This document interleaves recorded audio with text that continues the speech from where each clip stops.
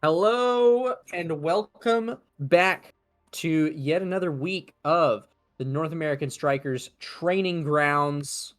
Oh I'm yeah. Cloak Oak, joined here by Keen, Hello very everybody. familiar casting pair. How We you doing, are buddy? here to introduce you to your wonderful Monday activity of NAST. I'm doing great, Plokok. I am vibing. It is a beautiful rainy day out here in Minneapolis, Minnesota.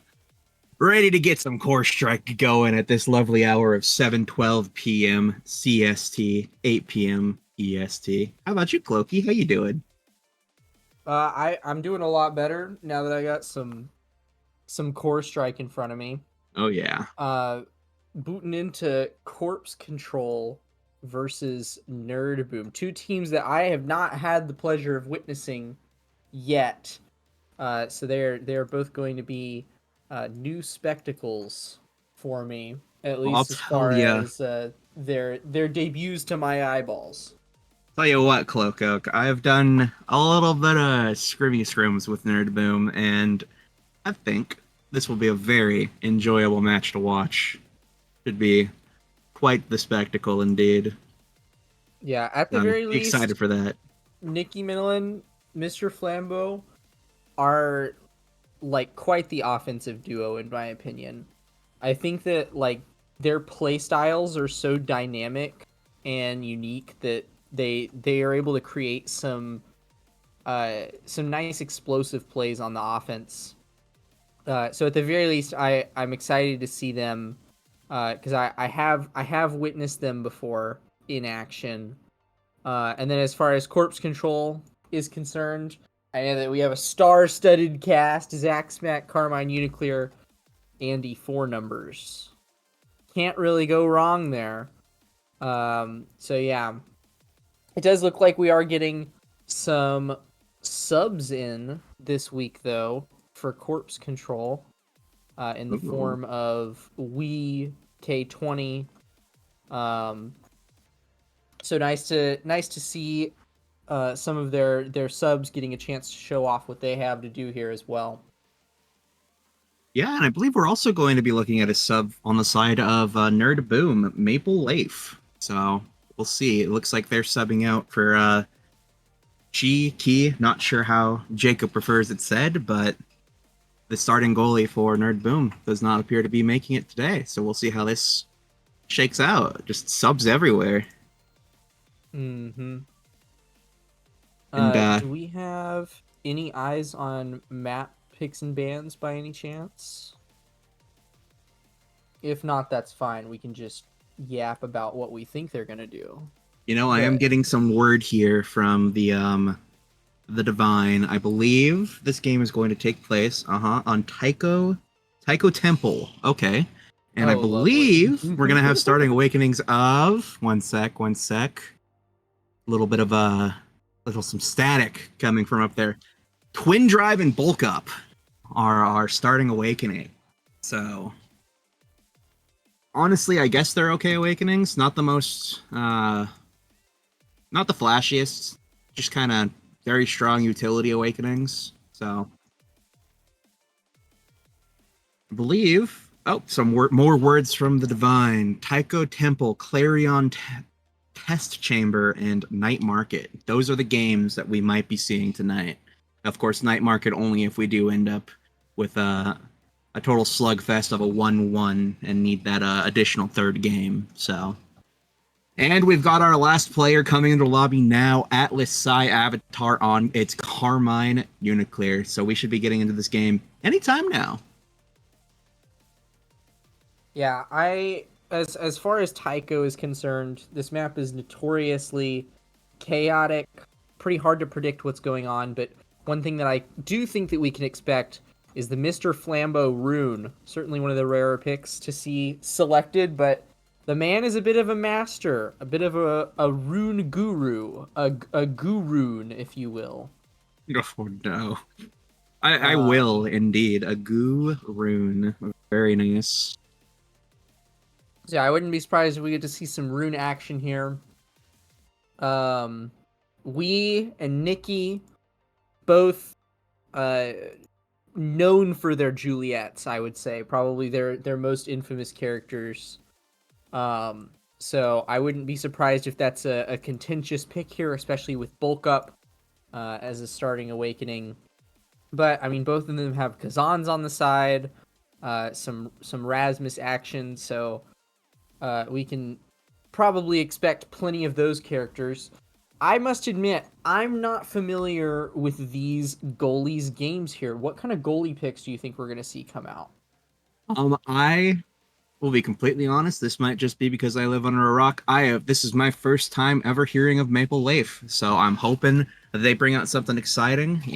I can keep yapping real quick. Find Maple some. Leaf is one of the members of the UT CCL team, the Ooh, goalie for UT. okay. You know what that tells me? I think they're gonna play Dubu. Yep, yep. That's. I That's think that's. that appears to be the main choice there. And for K20, I've seen them around. I haven't.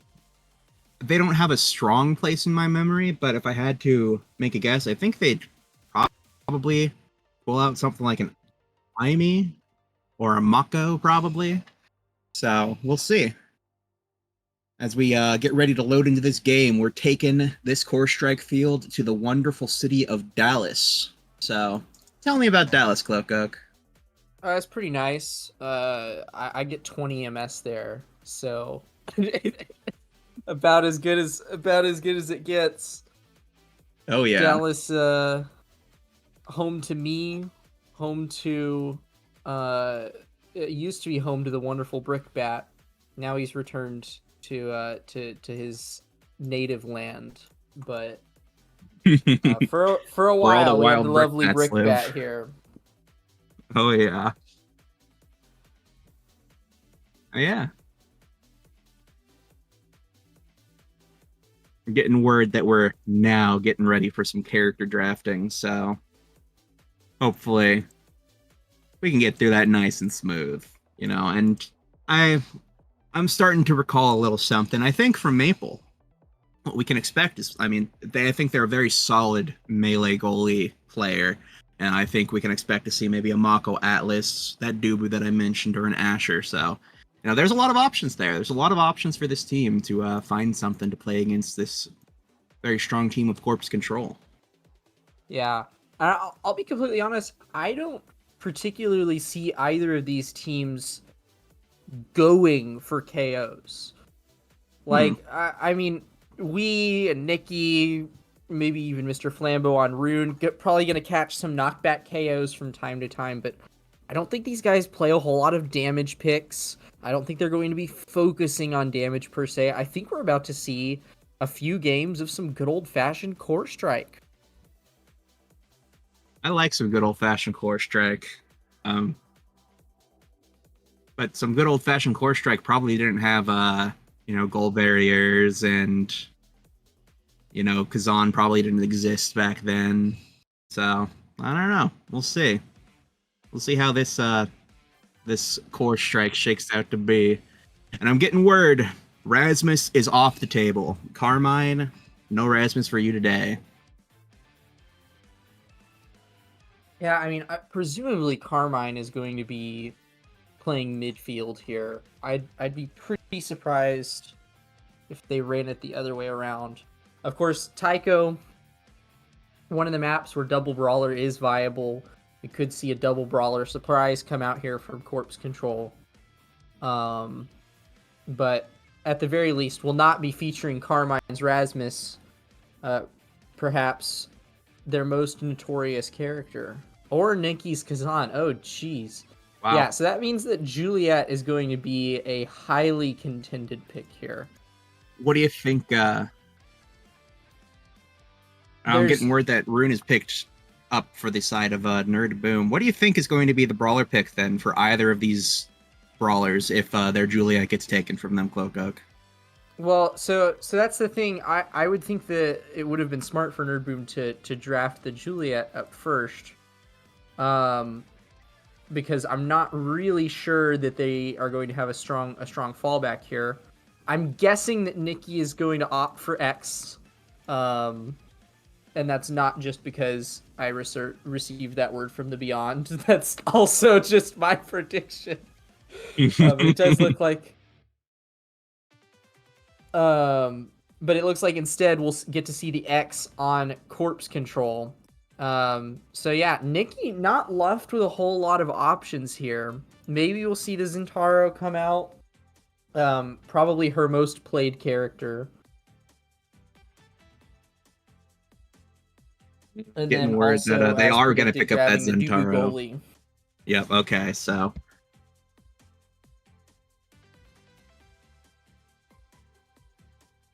It appears Beautiful. the Okay, final pick is now. going to be now. Yeah. So we'll see how this all shakes out in the end. I mean, A lot that's of got to be brawler picks off the Carmine table. on Lots now, of right?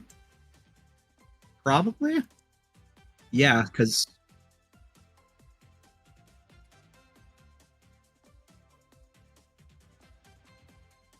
all Yeah. right. So we've just gotten word that we are going to need to take a little bit of a quick 2 minutes. So hey, it's the Cloak and Psykeen show now. So I got a little bit of a fun fact about both of these teams. Both of these teams both share the same coach. Who do you think that coach is, Cloak Oak?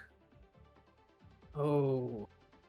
It is a well-storied no. 3Z Breezius? Oh, yes, you got it. You nailed it. How did you know? I only guessed that because I know that Nikki and Flambeau have been talking about 3Z coaching lately. I did not know that Corpse Control was also working with 3Z. Yeah, a little bit of a coach rivalry, I guess. I don't know. Find out who's the favorite child. That sounds rude. I'm not gonna cut that. But yeah, that's my fun fact. I'm getting word that we can't cut that. We're live. Unfortunate. Yeah, I am not. I haven't had the pleasure of getting any 3Z coaching myself. It's up on the docket. Hopefully, I intend to work with the man at some point. But yeah, I'm interested to see now if which one of his children is going to employ his tactics in a more in a way that makes him more proud. Well, I will say that Corpse Control might have a head start on that one since they picked up the X. I don't know if I don't have recollection of 3Z on the Zentaro, so I don't know. That's more of a... He's got his Zentaro in his back Okay, pocket. cool. Yeah. Cool. Yeah, no, nothing un-3Z-esque on the table, to my knowledge. But yeah, I mean, Taiko Temple X is definitely the favored forward pick. Now versus Rune is a bit of a tough call out because they're both really strong on the map, and they both kind of have like their own awakening Exodias that they're going for. And I mean, they're both being piloted by incredibly strong players. So the midfield matchup is anything goes, honestly, and I think that it's a similar story for the goalies. So the main thing that I'm going to be looking at, I think, is just going to be how the awakening drafts go, because I think that's really what's going to sell which one of these teams is able to capture control of the midfield and control the rest of the game as a result. Like, I think that this game lives and dies on awakenings, more so than several of the other matches that we typically see. Well, we'll see just how true that shakes out to be. I am hoping for a very competitive match here, Cloak. It would be a dream come true to just have some great Omega Strikers to watch tonight on this beautiful Monday evening. As we get into this character select, we got that Rune, Zentaro Dubu for the side of Nerd Boom, that Mako Now X for the side of Corpse Control. Let's see how this all shakes out and see how these players manage to play with each other. Yeah, I think if I'm Nerd Boom here, I'm looking to take the first set or two. Like, really, you cannot afford to lose to a comp that scales as hard as Mako Now X, right? Right. And so they're hoping to fly out the gate here, but they do lose the kickoff, but quickly regain it here, and we'll send it back into pocket. And we're off to the races now in the Taiko Temple. Already one barrier now going down for the side of Corpse Control. Now both barriers down. Open net. Nikki and Flambeau looking to make an offensive push here. A beautiful banish comes out, but it gets the core as well. But KT goes down. Nikki Mallon with a great primary from Zentaro and then just strikes it in. Going to have that passive for the next kickoff. 1 point now for the side of Nerd Boom. Yeah, I mean, they did what they needed to do there. Nerd Boom coming out the gate here with a strong start, not really needing to put up much of a defense because they just kind of kept the core on their side. I mean, Rune is really good at playing those lanes if you can get it up in there, but he's not going to be doing much lane playing if he's taken off the board by a bell ringer. Yeah, X had different plans. Wee says you get out now, as they do find a barrier for their trouble, but one is also taken from this power play from Nerd Boom. As now Mr. Flambeau is back with 2 rune pillars up top there, managing to get some good redirects and finding that little pocket. Is Nikki Manalan taking the second point. Yeah, let's see if they can bring it out to a clean third one. We are starting to see the energy advantage show a little bit here as core flips are about to come online here. Karma manages to grab it here and uses it immediately. And that could prove it to be a little bit of an advantage here, especially as Flambeau takes a heavy beating. Yeah, but Nikki with a beautiful strike play up there, getting a barrier and finding the second one with the help of Mr. Flambeau on the bottom. And now Nikki's going to just ride the Mako secondary up with the core to take the first set on the side of Nerd Boom. Very convincingly. Yeah, I mean, that's about as good as you can hope against a now Era X. Or not Era, now Mako X. And they're rewarded here with leading their draft picks respectively and get a Catalyst pickup immediately. Orb Dancer's also on the table here, which is, as Mr. Vaughn says, the strongest awakening in the game. We'll see Flambeau snag that away from Corpse Control, who instead opt for some very, very nice scaling awakenings in the form of Rampage at the very least, and then the highly coveted Rapid Fire. So all in all, a ton of good stuff in that draft. I do think that the draft is slightly favored here for Nerd Boom. Got 2 of the most valuable awakenings currently in rotation, and we'll see if they take good advantage of them. We're heading into set 2 now. Yeah, we'll see if those awakenings make a difference now. Pressing the offense is Corpse Control. However, Nikki Mallon does find a great breakaway and takes a barrier for their troubles. Now Mr. Flambeau setting up a great pillar offense to help lock in that corner to take that second barrier. Now Mickey Mallon looking for a goal and finds it with a great dribble into Zentaro I-Rush secondary. Yeah, it seems like K20 is really having some problems here. Not only is like Rune a really unconventional striker, it seems like the pillars and Mr. Flambeau's playstyle are really throwing the back line for a loop. But I mean, I gotta say that the back line of Nerd Boom is thrown for a loop as Wee puts the goal in with a double KO. Yeah, send them into their own net. Oh my goodness. That's one way to take a point. Well played from Corpse Control, definitely showing that they have that control of the corpses as they please. But now a banish comes out from Mr. Flambeau, trying to alleviate some pressure, trying to find a way to get a barrier taken back. But now it is X versus Dubu, but a Dubu somersault comes out to alleviate all of the pressure. But Wee, with a well-placed secondary, is going to find the gold. Mr. Flambeau, though, has a great rune secondary down there to receive as Carmine gets it out with a core flip. Now K20 and Wee trying to find an offensive, and they find it. Wee with a great strike into that corner pocket of the goal. Getting up to set point here, I mean, it's huge in any game, but taking early sets when you have a comp that scales this strongly is very, very valuable here if Corpse Control can be able to pull it off. They're getting kills consistently here. I mean, that's like oh my gosh, we on a rampage right now, both in the sense of the awakening he's building up and in the sense of how many kills this man is getting, painting the walls of the arena in the blood of his enemies. Indeed, but his enemies have respawned now as Nikki Manalan and Mr. Flambeau are going to try to make this offensive happen. However, some core strikes gone awry, and Wee and Carmine are going to find the double team on Maple Leaf down there, taking this set for the side of Corpse Control. Yeah, I mean, really well played there. Just spotting a few of the little slip-ups in Nerd Boom's offense there and being able to take him off the map. It does look like Monumentalist falling over to Maple Leaf here, going to be a slight denial to the scaling of Carmine's now, but there are plenty of other good awakenings here that now can pick up. Opts for heavy impact, probably the strongest of the bunch here. We'll see Zentaro grab a dash awakening here to ensure that they get that dash range up and running, and the orbs will be denied away by K20, meaning that Mr. Flambeau is left with Siege Machine, which is a nice consolation prize if you're Rune.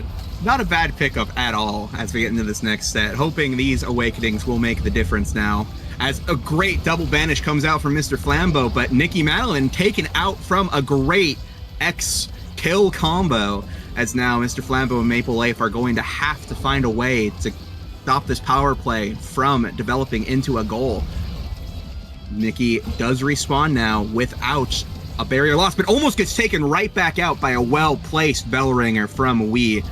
However, the offense does continue for the side of Nerd Boom, as now Wii does manage to get a core and a kill as they take the first point of this set. Yeah, I mean, that was a really sticky situation for Flambeau and Maple Leaf there. X was able to take the core back and almost like wind up. We got to see a very nice setup there for those bell ringers. But we will see Nikki be able to take out Carmine's flip here and maybe give the defense a little bit of a breather, as well as secure the offense with a lovely double barrier. Oh my god! What a double kill! Incredible defense. That was a flip, and I believe something happened with Mako that was able to secure the kill on Zentaro, as he had some fix Zentaro lore happen to him off of that secondary. But it's not going to matter. Nikki's going to respawn right back in the same position. Says here, this is what would happen if Zentaro was not needing a fix. So taking that goal on the side of Nerd Boom, tying it up here in this third set. Yeah, I mean, it's really hard to like even judge where the momentum of this game is headed right now, because both of these teams are taking points so quickly. It seems like the point's either done in 20 seconds or you're watching a completely different game, right? We see the barriers open up once again here as Nerd Boom are able to grab yet another one. Core flip coming online thanks to Catalyst for Nikki. And, I mean, yeah, these teams are both just getting so many strong offensive pushes up. It's hard to tell which one of them is coming out on top at this point in the match. I think you nailed it. This is a very volatile match to be watching. Both teams have very strong offensive pushes when allowed, and right now we are getting to see a little bit of their defensive prowess, as this point might actually last until overtime. Maple Leaf and Mr. Flambeau trying their best to keep it out of the goal, as now Carmine Uniclear does have that core flip, but a well-placed bell ringer is going to send it into the goal. Well played from Wii and the rest of Corpse Control. Yeah, Wii and Carmine are doing such a good job at cutting off all of Maple Leaf's options. Like, it almost like taunting them into, you know, making these risky outclears and stuff that has been punishing them so much. Whereas, like, Nikki and Flambeau appear to be going much more for, like, just a blitz. They, yeah, like, they dash in with these banishes. They have all of these core flips. What a hold! Wow, oh my goodness! Crap. I've never seen anyone hold against a rune pillar like that in pocket. Hey, if you can count the bounces, you're good to go, I suppose. And count the bounces they did. And also securing a kill on Nikki, but Maple Leaf showing their own prowess with holding. Gets a well-placed Summer Assault, 2 in fact, for the clear, as now Nikki is back online. Good Rune Pillar is going to help with the defense turn to offense as Nikki does dash in. Great Rune Balish from Flambeau. Incredible usage of that ultimate ability of Rune, but now we showing that, hey, we can take some barriers too, but Nikki with a well-placed secondary into catching the clear with the ults. Well played from Nikki, tying it back up in this third set. Yeah, those are the kind of plays that you dream of as Zentaro, right? Even if one thing goes wrong, does the ability you planned to send it in doesn't work, it's fine. Theoretically, you've saved up the rest of your kit, and you just have another thing you can jump across the map with and send it in just fine. And all those cooldowns are already back up, just in time to grab both of the barriers of corpse control. Whoa, What a but clutch core flip from clutch Maple. core flip indeed saves the goal after a summer assault gone AWire. Now Nikki and Flambo going to try to find an offense. We, however, says, I'll help you out with that offense. Bellringer sending it back as this Room Pillar is going to potentially get the goal, but K20 and Carmine doing a really good job at holding on for dear life, as now Mr. Flambeau and Maple Leaf are going to have to find a way to get out of the situation, and Nikki, unfortunately, was not able to win against Wii with that eye rush, leading into this one-set lead for Corpse Control as we head into the next draft. Yeah, one thing that I will say is that Mr. Flambeau has a lot to like grow on his rune. It's really unfortunate that he's at the back of the draft here, especially with like extra special, Castellast, and Hot Shot on the board. There's a pretty decent chance that one of those is going to make it down to him. I'd be surprised if we see all of those go. It does look like at least one will make it back. We also see Nikki get the stacks up. As long as she doesn't die, which it's going to be harder to do that now that X has specialized training, that stacks could provide the extra bit of mobility that they need to secure these offenses more consistently. So it's still anyone's game at this point, but I will say that the scaling of this X is really starting to make a difference. This is a dangerous game for Nerd Boom. Yeah, dangerous game indeed, but it looks like they are up to the challenge, making some really great clears to secure their barriers. None fall from that offensive push from Corpse Control. Now they're trying to find an offensive push of their own, and they almost are rewarded for it. There it is, one barrier down, two barriers down, as the goal gate is open on the side of Corpse Control now. How will Corpse Control respond? They now have an offensive of their own, going to find it with the core flip. Open barrier on both sides. Nikki Mallon going to find a great goal off of a pass from Mr. Flambeau as they take the first point in this fourth set. I think that we're really going to see the damage from X stack up this set. A lot of Wii's KOs have been from just knockback KOs, finding cheeky little moments on the side of the wall. Even with Nerd Boom playing a little more carefully, I mean, we just see Mr. Flambeau beautifully evade a dash. Oh my there. Goodness. There's too much damage! There's too much damage! Nikki is taken out just by the raw flurry of abilities that comes out there and finished off by a Bellringer. As now Mr. Flambeau, though, does get to show off a little bit of that rune prowess that they have. With very scary banished X does go flying in as Nikki Mallon is back on the field. Good ultimate to try and keep some control, stop it from going away, but unfortunately the bell ringer is going to be enough to send it in. Maple Leaf unsure of how to respond to it. Yeah, as Corpse Control gets themselves on the board. Wii is making the most of X's kit in the open net. Sometimes it can be a little hard to cook in the open net, as X really takes some mastery of the character, but I mean, Wii seems to be no stranger to it. Getting up in the face of Maple Leaf pretty consistently and putting in some really good plays. We're going to get to see them do it again right here as the goal opens up once more in favor of Corpse Control. Yeah, a nice little kill onto Nikki there, taking them out again. Those stacks are never getting a chance to become stacked, as we, with a great core flip kill onto Maple Leaf. How will this team hold on the power play? No goalie to be seen. Forwards in the net, but Mr. Flambeau is making it work. It's Nikki now on a breakaway, going to find a attempted goal on this barrier. Mr. Flambeau going to use the core flip to try and find something, but now the offensive push is back in to the nets of Nerd Boom as we find another bell ringer goal. Yeah, it seems like this is really going to be a game of barriers. If they want to bring this back, if Nerd Boom wants to bring this back from game point, those barriers have to stay up. And I mean, like, that might sound obvious, but like, it really does seem like as soon as Carmine and Wii are able to crack open the barriers, it very quickly becomes lights out for Nerd Boom. So Maple Leaf is going to have to hold strong here on this last barrier. Hold strong indeed. As your midfielder is taken out of the game, will Maple Leaf be able to stand up? Nikki does get into the fray with a well-placed core flip, but the passive does send her a little wide from where she wanted to be for this interaction. But Mr. Flambeau's back on the field now as the barrier goes down for corpse control. A banish is going to try and buy some time for the team to get back into position. But we has some different plans. Mr. Flambeau and Maple Leaf holding out as long as they can. The barrier does get taken on this offensive push.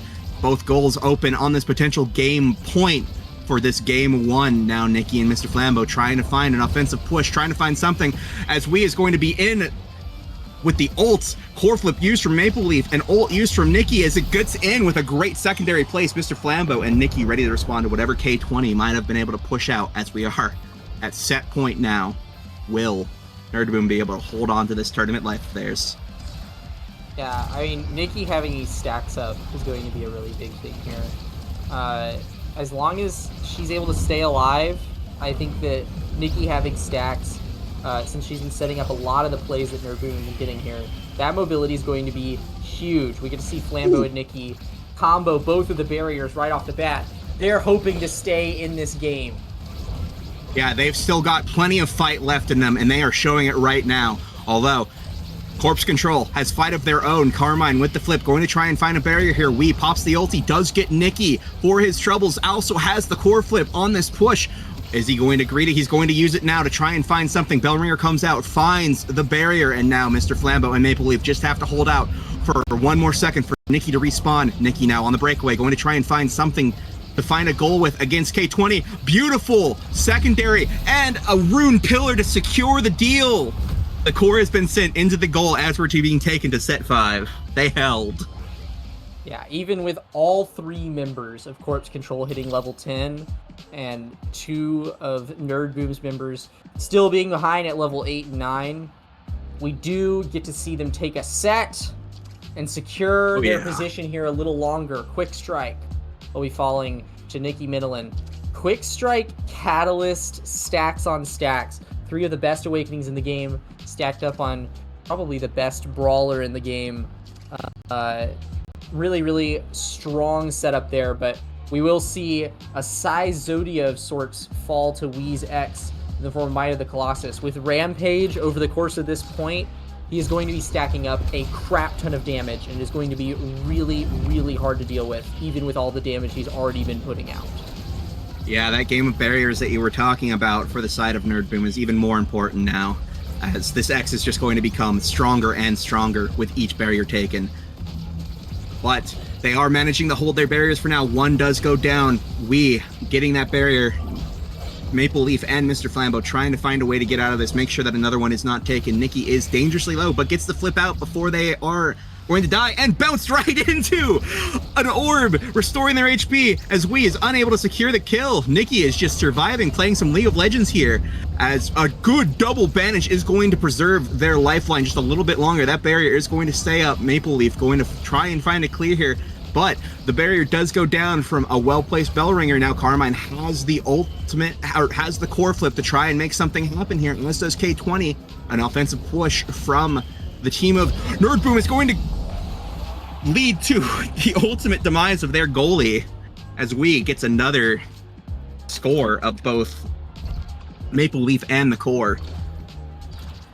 Just so you're aware, that X has 229 power. Just a lot of power, so Cook. That's a lot of power. Just so that everybody knows, that's theoretically over 100% base knockback increase. Yeah, it appears to be paying dividends now as both barriers go down, as this X gets a little bigger. Has he maxed out his Rampage yet? Almost. He has got one more stack left until he's maxed out, as a Strike War after the Summer Assault is going to send it in. Carmine versus Maple Leaf. As we get down once again to out. You can bring that game maybe point. Up to 10 stacks. You can bring that He's to 10? Only at 4. He's only at 4 right now. I thought it maxed at 5. That's crazy. Max is at 5 on 1 barrier maps. We has the potential to grab 2 every single point. And has the potential to grab a KO right there. And plenty more Rampage stacks, plenty more everything stacks. Wee closes it out. Those bell ringers putting in work. And that'll secure game 1 in favor of Corpse Control. bang, as some would say.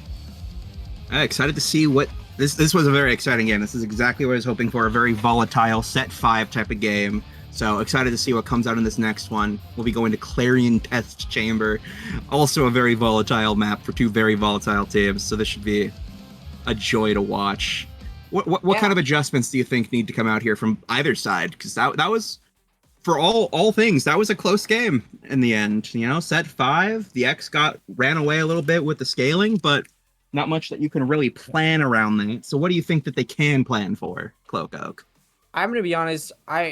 If I'm Nerd Boom here, I'm eyeing Carmine's now as a potential ban. I Carmine think so. looked like crazy sweet on that now. Our eyes were on Wii for a lot of that game, did get 15 KOs, but looking at the stat line now, it kind of looks like Carmine was a bit of a shadow carry. 234 redirects and assisted on almost every single one of Wii's goals. So like Carmine was working in the shadows to really make that game happen for Corpse Control, Mm. and now is one of the strongest midfielders on Clarion Corp, in my opinion. And so pulling the rug out from under Carmine by either snagging that pick for themselves or banning it, I think is a smart play, because it's clear that Carmine has plenty of skill on the character. I agree. I think if you're going to do anything, I think it's you ban Carmine's Rasmus, you pick the now for yourself, and you see where that leads you. It does take Flambeau potentially off of the rune, though, which, as we saw, was able to cook up some really good stuff on that character. So we'll see. It's very, they walk a very, what's the word I'm looking for?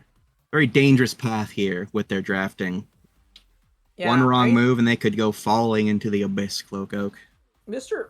Flambeau's got other stuff to boot here. I think that it's worth considering bringing in the Era for Nerd Boom, uh, putting in Mr. Flambeau on Era, because it did seem like they were really struggling to deal with Wii in the brawler position. Just an incredibly opportunistic player who really seizes hold of those moments where you can grab KOs, grab goals, and so putting an Era on the squad that can buff your team to deal with that a little better, as well as really nerf the brawler from doing too much. I think could be a potentially game changing draft change for Nerd Boom. That being said, they seemed pretty dang comfortable. Like when they weren't getting KO'd, there was plenty of flashy plays coming out, securing them plenty of goals. So I think even without those edits, these teams are close enough that we could see a game 3. Oh, I do hope so. Yeah, I don't know if the air is the key there. I think keep Flambeau on the rune because those banishes I think are more value than any air is ever going to give you, at least in this Those were team crazy composition. impressive banishes. Yep, We and I saw mean like 4 of them save, like literally they were point save saving and banishes. attack and defend. Incredible plays coming out. Yeah, but I am getting some word of what our starting awakenings for this next game are going to be among Titans Chronos boosts. Yeah, I mean So Era now looking very nice we're all with the about chrono that boost on era, the man. board, but I mean among Titans, you kind of can't give it up when it's on the table. There's not a whole lot of awakenings that show up that are going to beat out either a triple among Titans start or letting your brawler get stupid big by going double among Titans. So I'll be It would be. interested to see if we Mhm. see any of them pick Chrono Boost up. I think it would be a very high risk, high reward take because Among Titans just gives you so much consistent control. Like Mhm. 15% speed in a game where speed is king is there's just so much to A love lot. there. I think it might come down to, your brawler's discretion if they say, no, I want to go speed, or no, I want you to make me big. But honestly, if it was me, I would ask, I want that speed. I want 3 Among Titans on my team. So we'll Yeah, see how this plays out. See what they choose. you could go Superman X, big Superman X. I think is definitely a play that we could see here. I don't know that there's any brawler that's going to care that much about Chrono Boost. That also like wants the size that badly. I Hmm. think it's really just X. All right, a little bit What of the respect heck? coming out from the side of Corpse Control. That rune will not be seen in this game too, as they ban it out. And in response, Nerd Boom is going to take out the X from Wii. Said you were cooking a little bit too much with those bell ringers, with those bull rushes, with those X maximize. So I'm hearing something crazy in my ear. A little birdie told me that Corpse Control is picking Octavia for that Chrono Boost start. I'm supposing, but I'm not sure. Cloak, what do you think? Yeah, well, I mean that's definitely Carmine on the Octavia, known to dabble a little bit in the Octavian arts. So, I mean, I don't know who else it would be. And we're either going to see I mean, yeah, you can't not go Chrono Boost as Octavia, right? You're insane if you go Among Titans over Chrono Boost. It's possible that the game plan here is to literally just let Carmine steamroll as Octavia. Yeah, That's that like a works out. very real possibility. I think that that's a very high risk, high reward strategy, but that's a possibility for sure. Hopefully, one that will be very entertaining. And it Okay, appears, yeah, nice. Julie Era are being picked up for Nerd Boom. So you're gonna get your little wish of seeing Era on the field, Cloak Oak. I know that was your adjustment suggestion. So here you go. Enjoy the Era. And in response, Oh, Corpse Control are going to be pulling out Aimi Zentaro to round out that comp of Octavia and Nerd Boom are going to be picking up that Mako Maple Leaf. Yeah, that very strong defensive melee goalie player. So we'll see how that pans out for them. See how they deal with the Octavia, with the Zentaro. So yeah, no, Nikki's gonna be on that Juliet. So we'll be a feast for the eyes. Quite a fun game awaits us in this yeah. game two of Nerd Boom versus Corpse Control. I'll be honest, I had forgotten that K20 had an IME in the back pocket. Oh yeah. That's kind of big news. Like, IME is one of the more influential goalies on this map. The meta has really shifted towards like ranged goalies.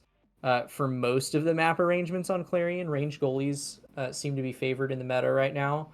And IME is one of the best out there, and K20 is a notably good pilot as far as IME is concerned.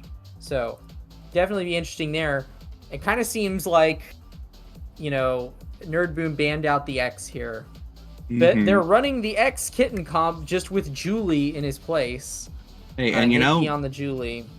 Flambeau does have an era. I do know that. So with the Chrono Boost start, it's gonna be a good look. Might not be as flashy as the room, but it's still going to be something secure that they can Well, make some but plays if you're on. giving your era Chrono Boost, Oh, that's true. Yeah, that means you're taking size away from your Julie, or your Julie is playing Chrono Boost.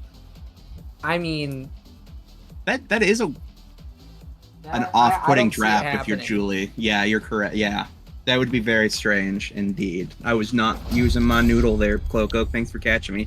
As we do see Triple Among Titans on the side of Nerd Boom with the lone Octavia running Chrono Boost. This is going to be a big Octavia, a very fast and big Octavia. It does look like they are going for the Carmine freaking carry us to victory strategy. Well, I do think it's very high risk, high reward. We'll see if the risk pays off in game two. As we get into it now, Nikki almost got a very cheeky kill off on Wee right away, as almost finds another one in the same exact spot. Wee does like hugging us, but fast enough to get away from the dash punch. Now, Wee and Mr. Flambeau going to try and find something here. An offensive push or a defensive clear, as the strike war does end up being won for the favor of Mr. Flambeau, who does help Nikki find a barrier up top there. Julie's kit used to secure that. Now Maple Leaf does lose their second barrier. Nikki and Mr. Flam are going to have to try and make some passing plays here to get it out, to get it clear away from this Carmine Octavia, who is now holding the ball, trying to find a way to get it through Mr. Flambeau. As we almost gets it through, does find a kill for their trouble, but Maple Leaf able to get the save off, as now Mickey and Flambeau are going to have to try and find a way to live during this power play, but Wee does find a nice little corner pocket to shove it into for the goal. Yeah, that was very nice playing by Carmine there. Like, walked up to bait out Flambeau and Nikki. You kind of have to chase the Octavia around. What a kill on kickoff. Yeah. Carmine is just, like, giving himself plenty of space to work with here. Like, playing the back line very effectively, isn't afraid to take the ball backwards if necessary to keep that secondary active. And, I mean, they're rewarded for it. This is a very swift 2-0 set lead in favor of Corpse Control. Yeah, a potential set point here now as we get into this next play. This could be a very quick game. We'll see, as now Nikki is going to try and find a way to find a goal here. But Mr. Flambeau and Nikki are going to try and find a way to push this offense, almost getting the kill off on Carmine, but not quite enough knockback power there to get it. We now, with the big size increase from this map variation, going to use the flip, but not going to find anything for it, as Nikki is able to contest Carmine now on the breakaway, trying to find something, trying to get it up to Wee. The Mako ultimate does come out. Nikki is going to find possession, going to try and find a goal, but just barely misses. Mr. Flambeau now looking very low. Maple Leaf using the Mako secondary to buy some time, to buy some space. Mr. Flambeau now going to be taken out from Wee and Carmine's combined forces, although Maple Leaf is going to find a way to break out of the situation, but the barrier does go down and the set does go to the side of Corpse Control. Yeah, I mean, just a quick analysis of, like, the trends that I'm seeing here. Carmine can't do much when secondary isn't active. I mean, Octavia can't normally do much, but now, like, everybody else on the board has a speed advantage over Carmine when secondary isn't active, right? And so it kind of seems like the, like, win condition here for Nerd Boom is you have to play very, very carefully around the Octavia secondary and save your tools for when that secondary is down. Push forward.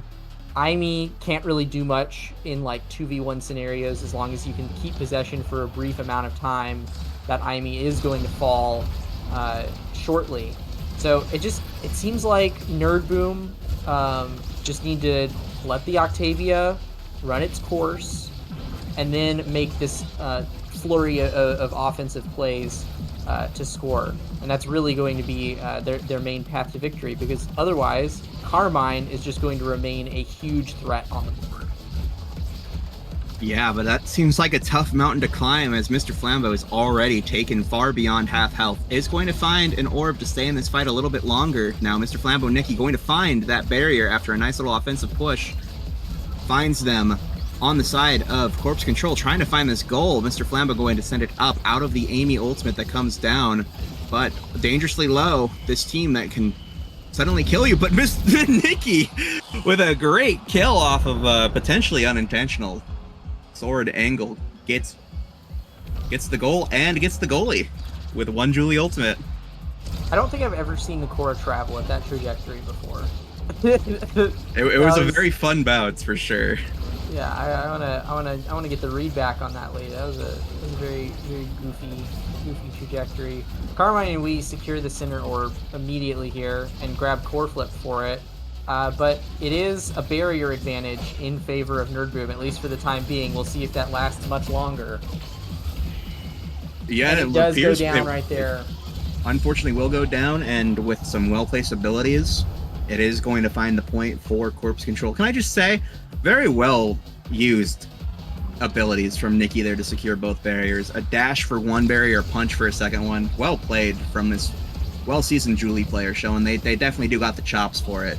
But now Mr. Flambeau is going to try and find a way to clear it out for Maple Leaf here, as one barrier already down for the side of Nerd Boom. Carmine with the Octavia secondary going to try and find something, but both Wee and Carmine looking very low, very hurt, with very little evade bars. This could be a turning point for Nerd Boom, who do need to find a way to alleviate this pressure. Carmine is going to use the ultimate. Both now taken down to very low. Carmine, no HP left. Does find an orb, but Mr. Flambeau is now also taken down. Does have the flip, though, to try and alleviate pressure. Uses it to stay in the fight a little bit longer.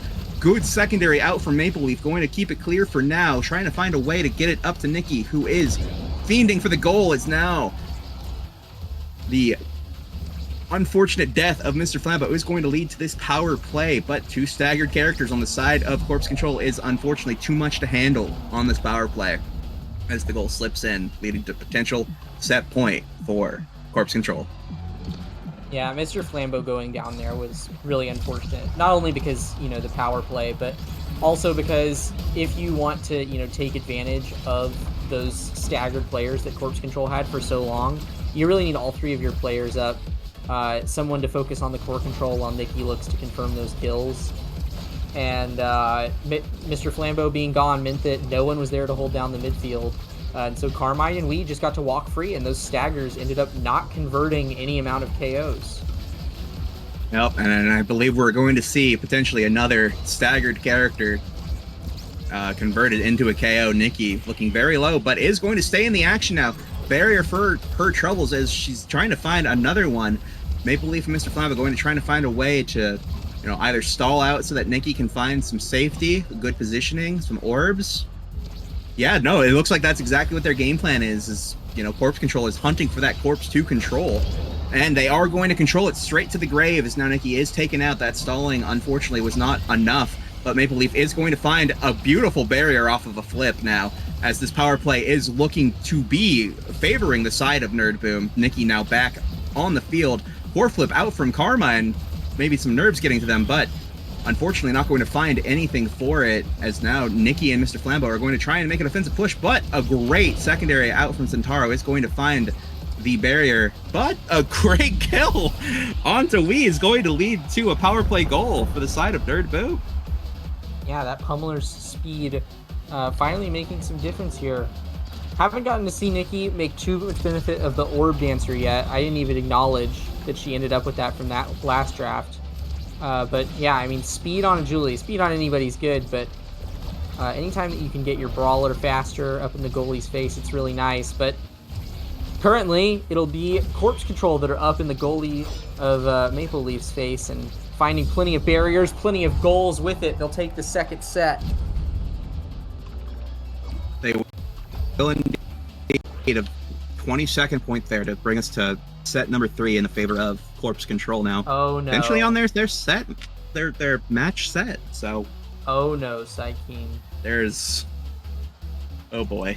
There's quick strikes to be had here. We are striking quickly on this Croto boost Octavia, who also has a catalyst advantage. So.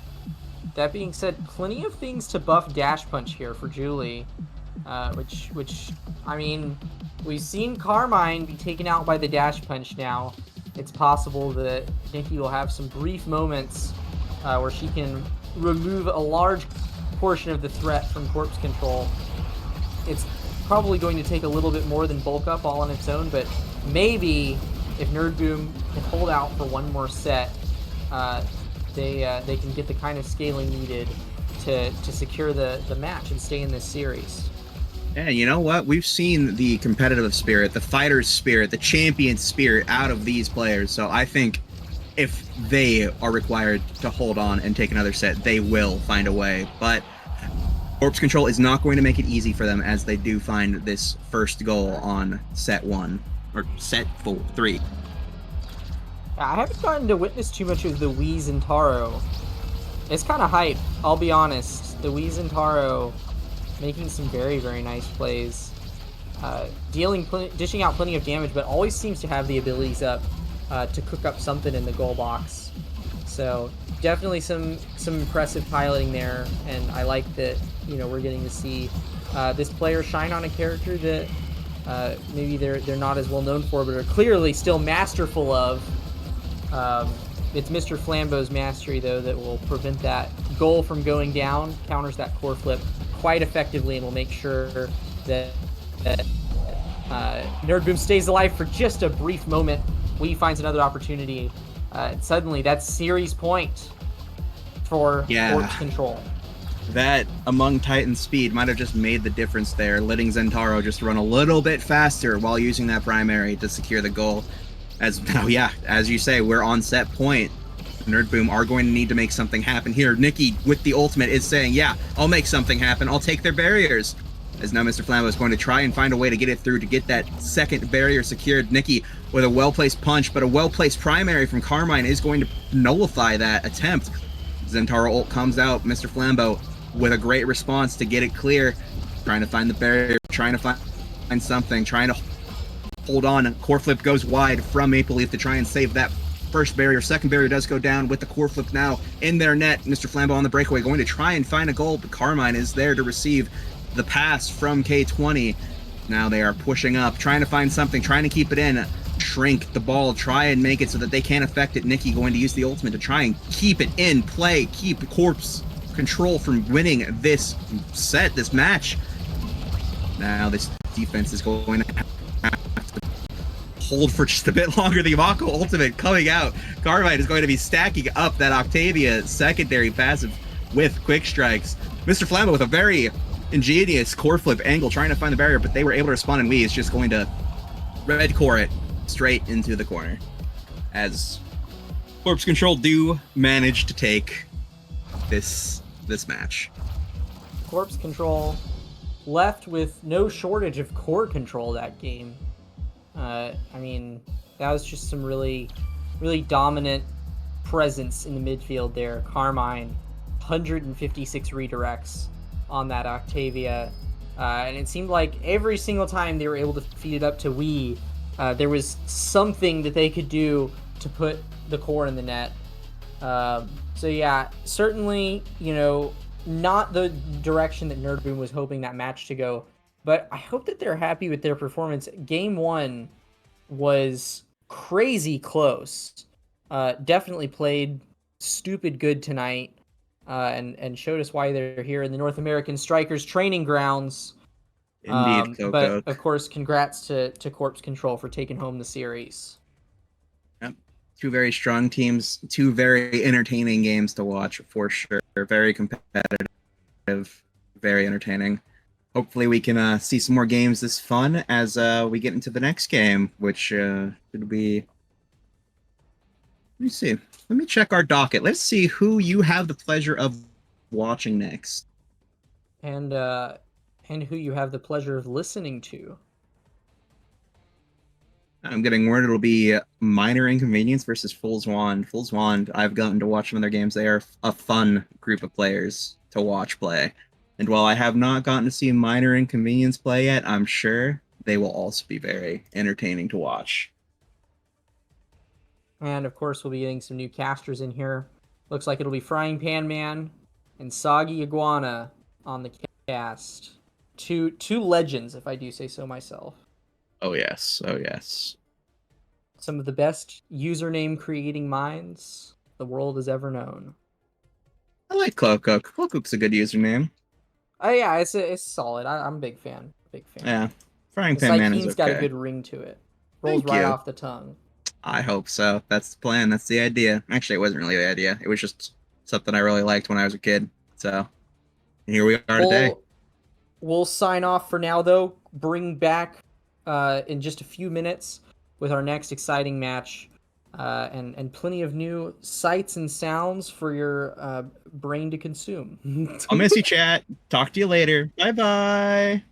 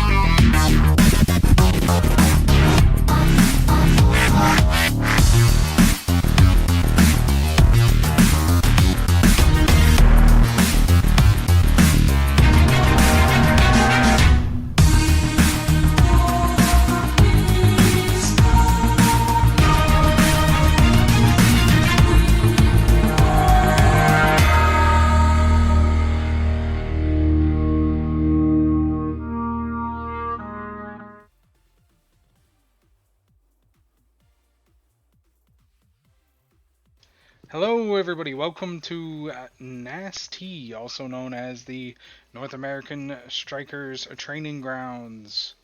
I'm here with Lego Mage, and we're going to get into it with a minor inconvenience versus. Uh, no. brain hurt, sorry. Versus. Did My. you say it was the Fool's The Wands? Fool's Wands, exactly, Didn't you just exactly. tell me this like a minute ago? I did, I'm a bit of a fool, a bit of a silly clown. I know nothing. But yeah, here we are. For the games tonight, for them, we're gonna see game one on Night Market, game two on City, and if it comes to it, we'll see a beautiful game of Demon Dice in game three. But game one, Night Market, classic, Unstoppable Monumentalist, starting Awakenings as well is a very interesting one. Unstoppable start. Um, can tend to sway things.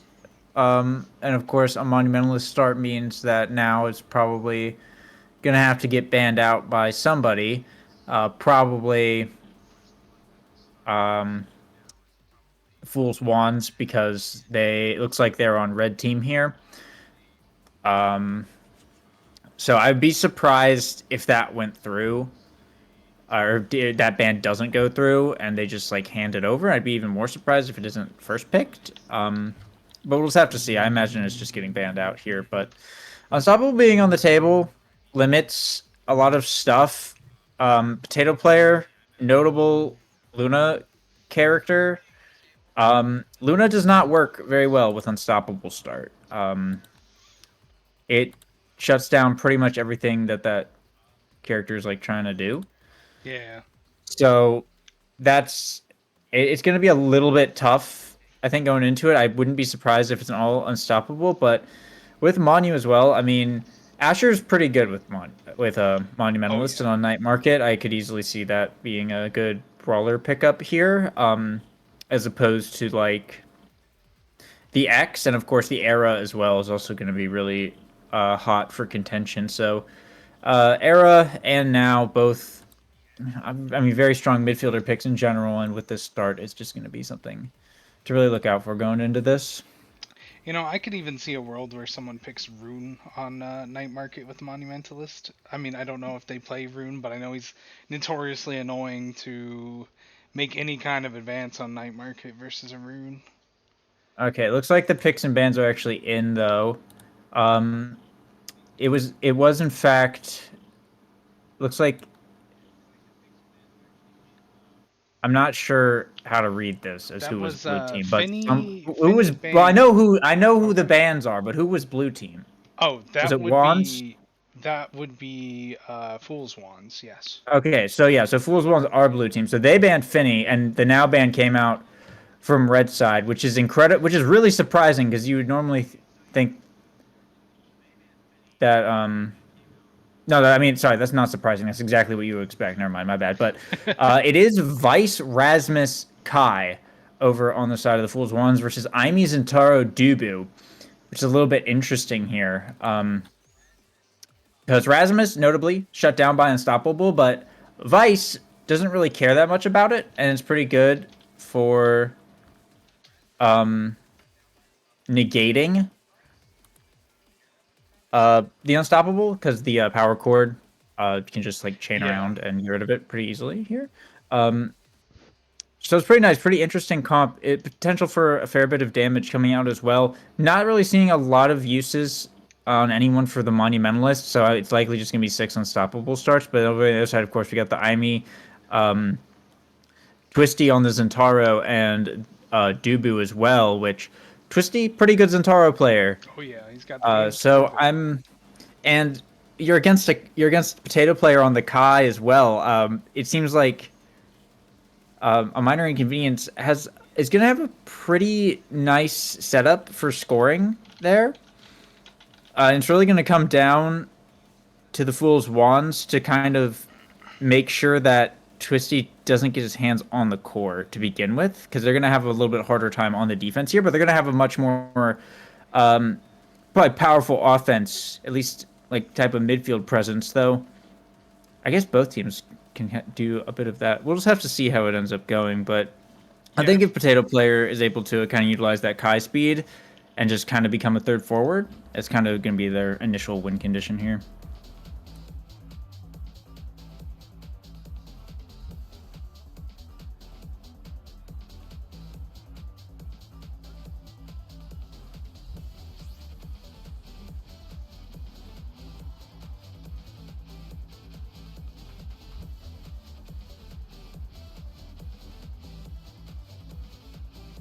I'm a little surprised that there wasn't an era pick, but looking at the comps, like a minor inconvenience, I think the Aimi Zentaro makes sense with the Dubu here. But I am a little bit curious as to the Vice and Kai pickups. Kai is pretty good, but I would have honestly expected more of like a turtle goalie to utilize the Unstoppable and then just like pick up the era. But I guess we'll have to see how it plays out. Color Craze is pretty good on this Vice character, from what I've seen. Them, so I believe they can definitely make it work. But yeah, getting into it, literally everyone took Unstoppable to be expected, and notably boots, mom boots on both Potato Player and the Golden here. So goalie's gonna be running a bit fast. Would you say that the Unstoppable start little honk shoe, perhaps? Absolutely. It's very, very honk shoe, me. Like a snooze fest awakening to start on for sure. But I mean, it's really coming down to it comes more down to like just core control rather than necessarily always being relying on having to just stuff it through people. So it can make for a little bit more of a skilled match, but it's just like everyone just picks it up and it just is what it is type of deal. But I think I'll have to take back my comment earlier when I said, you know, there might be centered teams with damage and then core control in mind, but now that I think about it, it might just end up being more of a core control game given that all 6 members of this game have taken Unstoppable. Yeah. I mean, possibility for damage is always there, depending on like what shows up. If Color Craze gets some like crazy awakenings on the Vice, but I'm not counting on that ever really being a win condition here. I think what we're looking at is you want size on Spooked Altar. I think a missile prop pickup could be huge as well on like Color Craze, like something like that, just to extend range. I think you want a Dash Awakening, obviously on a Twisty. Like you're really just looking for, I think, the standard kind of best in slot awakenings for the characters. And honestly, I think a big portion of this is which goalie gets Orb Dancer. Ooh, fantastic mix-up by Twisty right there. That was, you know, his Zentaro 1,000+ games mastery was seen in that short but sweet play right there. This kickoff. Yeah, indeed. Is going to be a little interesting given that they all have Unstoppables, so it just really depends on who does their move seconds, because there's not a lot of hit stun going to be happening in this game. Yeah, the standard like Aimi hit stun type kickoff doesn't really work that much on the Unstoppable start, so it comes down a little more to who's going second here. But nice double barrier from Spooked Altar. Now Corfo coming out from Flowers. Blocked away. Kick up blast by Potato Player. Saves it away for the side of the Fool's Wands. Keeping it going. Now they're back on the offense here. Color Craze trying to feed it up. Spooked Altar with the core flip. Going to get blocked away by minor inconvenience. All three members on the defense. But Spooked Altar going to have another chance here. Sword angle from the Golden. Doesn't matter. Color Craze finds the power chord through all three. It's going to put the Fool's Wands on the board here. Gotta be a little bit careful though. Minor inconvenience, of course, is on set point. Looking to take this first one, and like I was mentioning earlier, I think the Orb Dancer is going to play potentially a big role in this if one of the goalies is able to pick that up with the Mon Boots start here as well. Just having that extra pressure when you're not really relying on damage or anything, especially when you have like Kai goalie and even Dubu. Dubu with speed on this map, or even like missile prop, is absolutely devastating. You just totally walk up to midfield, shut off a lane, just stuff it in the corner. It's very scary. Oh yeah, and it's not just that, but you know, now that I think about it, Vice's power chord can remove 3 Unstoppables in a single primary usage. So that could be useful here. Oh, and Twisty's hit stun. Now that Unstoppable's down, and it just came back up. That's very unfortunate for Potato Player that Twisty was able to get that combo out, despite even the Vice secondary. It was very well timed there. And we are seeing the Orb Dancer show up along with some other nice Awakenings here, Stacks and Rapid Fire. Also making an appearance on this first draft, but it is a Stinger pickup from Twisty. A very good damage awakening on Zentaro, but with no KOs coming out so far, we'll have to see if that's like a worthwhile thing, because that does mean Stacks falls over to Spooked Altar, which is kind of scary. Fast Rasmus is scary. Stacks is a very strong awakening. Rapid Fire pickup from Flowers is nice, of course. Spec Training going over to Color Craze. To maybe find some Supernova KOs, but the Golden is the one who actually finds the elusive Orb Dancer. So that Dubu is going to be moving pretty quickly. I don't know. Both teams kind of getting something good, but I can't say I'm a fan of the Spec Training pickup here from Color Craze. I think that should have just been an Orb Dancer. Yeah, I'm gonna have deny, to agree with or you. even like a Hot Shot pickup. Well, actually, it should have just been an Orb Dancer deny. And yeah, So I think that may have been I think with the Unstoppable, like, I mean, it's just gonna absorb the Supernova unless you like intentionally combo it. But Yeah. I mean, like we were saying, I don't think KOs are the win condition here. No, I don't think so either, because, you know, it's bad enough that you can easily evade Vice's ult, but now if, you know, it happens to come up, you know, while she's doing it, you won't even have to hit the evade button, and you'll just conserve your energy, and she'll be down like a 30-second cooldown. And that's not really what you want when you're Vice.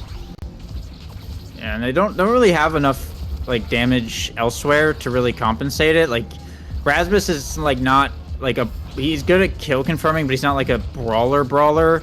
And Potato Player can like deal some damage, but like not consistently enough to like make killing a thing. So I don't know. It's a weird pickup, but we'll just have to see if they're able to utilize it. Spooked Altar is getting some stacks up, which is going to be pretty big coming in as these sets go on. Halfway there currently, but not stacking them probably as fast as they'd like. And a play there from Twisty off the core flip is going to earn Potato Player and Color Craze's core flip for 1, which is absolutely massive, as well as putting a minor inconvenience on set point. So huge goal there from Twisty. The minor inconvenience continue to look really good, holding the Fool's Wands to a single point this entire game. Yeah, that's I think something with the offense on Fool's Wand I'm thinking about. You're the resident Rasmus expert, but what do you feel like playing Rasmus into 3 Unstoppables? That's bad. Yeah, that's what I was thinking. Unstoppable turns Rasmus off. I think I think the idea was to use because you have Vice, you can kind of get around the Unstoppables more consistently than normal. But when all 3 members have it and you're trying to score, it's just not gonna be good enough. I think Rasmus was probably the wrong pick here. I honestly think going Asher or X may have been a better or Juliet. Probably Asher or Juliet would have been a better play here because they can kind of get around Unstoppable a little bit better. But I mean, we'll see. A great block by the Golden there against that core flip. Gets it to Twisty, who's going to find the point.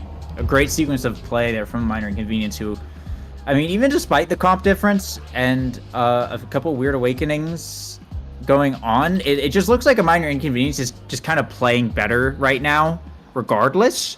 So even though we're talking about all this Unstoppable stuff and the weird spec training pickup and whatnot, I think Minor Inconvenience just seems to be more coordinated, and Twisty especially is looking really good on the Zen at the moment, and the Quick Strikes pickup is just going to be even more. Team Player going over the Golden, of course, is excellent. Siege Machine pickup there just from Aimee leaves Rasmus probably going for the reverb. So yeah, prime time on the Potato Player there is nice. Fool's Wands overall not a terrible draft, but a Minor Inconvenience just getting a lot of really good stuff. They probably just have this game in the bag. Yeah, I think part of the reason as well is Zentaro has a bunch of multi-hit moves. Aimee's turret is a multi-hit. There's just a lot of ways for them to turn off and keep hit stunning the opponent in order to get some scores. in, whereas, you know, a lot of single hit moves coming from Fool's Wand, especially with the Rasmus. So I think it just continues to show why it's just frustrating for them right now. But he's proven me wrong. Spooked Alter, a great player, by the way. Not gonna let an Awakening stop him from showing his skill. Good play there. On the Raz with the Whiplash though, but it's gonna be a lot more for Fools wants to come back from this one. We're looking at almost a full reverse sweep at this point, and Flowers has a core flip up, burns it there. Potato player able to block that one away, get it back to the neutral, but now it's Color Craze who's going to be having some energy coming up here. They do have a little bit of offense going here on the side of the Fool's Wands, however, blocked away by the Golden Core Flip from Potato Player, blocked by Twisty, but no barrier, and Color Craze with the Spec Training finds a mini Supernova, and that's Twisty down. Now there's power play here for the Fool's Wands. Core Flip from Color Craze brings down the second barrier. Now Spooked Alter has one up, looking for it, but it has the Pendulum Swing. The Golden is gone, burns the flip, looking for another KO. Doesn't find it, but it doesn't matter because Color Craze is able to just sink it right in. Flowers left at just one measly health, left in the goal box all alone, and suddenly it's the Fool's Wands who have brought it to a 2-0 set point and may be able to take this one back. You know, I think the Fool's Wands heard our commentary, and they said, you know what, we're going to prove you guys wrong. We're going to just get in there, all gas, no brakes, and really show them, you know, why we've been performing so well the entire Nasty season. And I think they're going to continue to show us why they've come here to take names. And both barriers down once again. Potato Player still has both to work with as well. Gonna have to do a little bit of work in this midfield, but now Color Craze and Spooked Alter pushing up. Supernova coming out. Nice save from the Golden on the goal line here. It's still a dangerous situation. Soup coming out, but it's back to Spooked Alter in this bottom side, looking for the 1v3. Finds the Pendulum Swing. Unstoppable, not up on the Golden, and that's gonna be sunk right in. Spooked Alter showing off that Rasmus in spite of this. Great timing there to get the Unstoppable down on the Golden multiple times that set.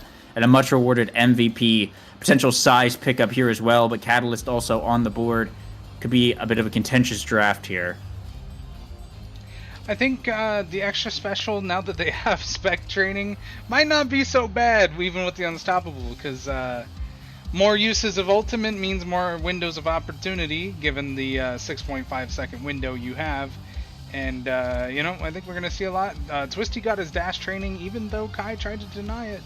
And that's going to be pretty big for Twisty. He can make all sorts of crazy plays now. And in a player with over 1,000 games on Centauro, I think it's really going to pay off. It's not as great as, you know, Explosive Impact, but a Chrono Boost will do. Yeah, I think this was a weird draft because you had 2 Dash Awakenings up on the board. But here's the thing, right? The Golden just got double orb, right? And now admittedly this orb stacks are gone, but that's pretty nice on the Dubu here. Of course, Color Craze having Happy Star bulk up spec training. The Supernova is actually kind of a win con now, weirdly enough. Like he managed to get the build to make it work, so we'll have to see if it pays off. But Flowers getting Catalyst is also really nice for the side of a minor inconvenience. However, Flowers is taking a fair bit of damage here. Color Craze stealing a lot of damage on this Vice character. I mean, 143 power is a fair bit at the moment when everyone else is capped at 100, literally the next lowest, and that's Twisty going down. This might just be a point going over to the Fool's Wands. They have the power play here. Color Craze passive Spooked Alter is going to find it in the top side, and now it's the Fool's Wands who have suddenly brought it back after I don't even know what they did last time. They just managed to find a KO in the Golden, reset the orbs, and then it kind of just went all downhill from there last set, and then that was a pretty good draft for them. And now they're just, like, locked in. I'm feeling there's a lot... Oh my gosh, I mean, what a score. I feel like there's a lot of communication going on Fool's Wands, on, like, when they're getting people's Unstoppables down, when to push damage, when to pass to each other. All of that is probably what's the recipe to their comeback in this game, should they bring it to completion.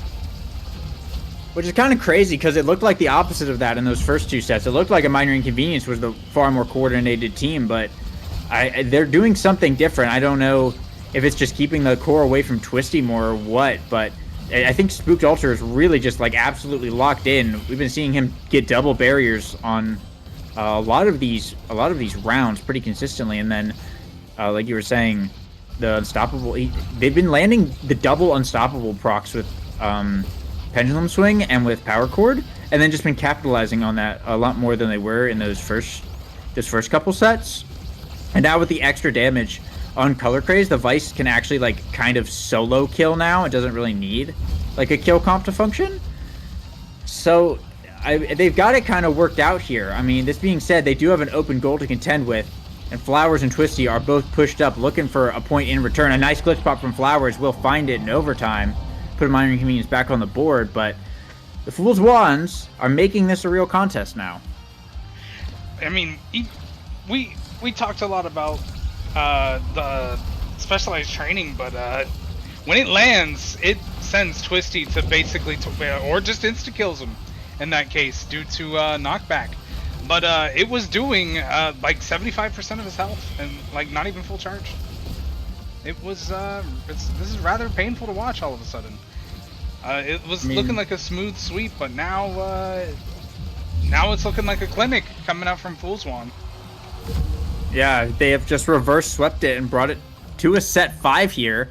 Of course, they're going to need one more set to take it home. Spooked Alter, the MVP, as we see our last Draft of Awakening show up. Rampage and Peak Performance here on the board. Heavy Impacts as well. I imagine this is a Rampage pickup here on the Rasmus, and yes, it is. I'm going for the aerials. Heavy Impacts looking to be on the Vice. That's just going to make that even more terrifying. Color Craze is kind of a force to be reckoned with now. Twin Drive pickup on the Dubu. It's all right. I think the missile prop was the correct pick there for the Golden, because it also denies the Kai, but Potato Player went for Peak Performance anyway, and then Twisty just ends up with Deadeye because there's not really much else to pick there. But yeah, another really good draft from the Fool's Wands. They just see this one get closed out. Fun fact, that was one of those drafts where you actually see Monumentalist get back in the draft despite it being one of the starting picks. You don't see it every game, but it does happen. But yeah, I think you're totally right, and this is gonna be very hard to keep the momentum, to get back the momentum. We know that. Oh my gosh! That was a wonderful combo. That knocked Flowers so far away. And I think they're really trying to figure out how to play around the unstoppable, primary and then ult immediately. I mean, that'll do the trick. Yeah, Twisty does have a core flip available. Flowers with the Firewall Sentry, trying to make something happen in this top corner. Flip here from Twisty, looking for the dash. Going to be able to find it, bring down the barrier, but it is Spooked Ultra now. Who's got the offense going for the Fool's Wands. Looking for a pass up to Color Craze. Core flip comes out from the Golden. The team player speed, not enough though.